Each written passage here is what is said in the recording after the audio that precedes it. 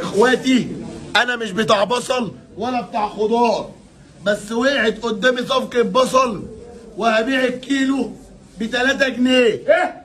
وقعت قدامي صفقة بصل وعندي منها طن وهبيع الكيلو ب3 جنيه. تقول ايه ده؟ ب3 جنيه كيلو البصل.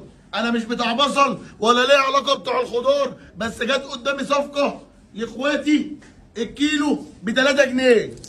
سلام.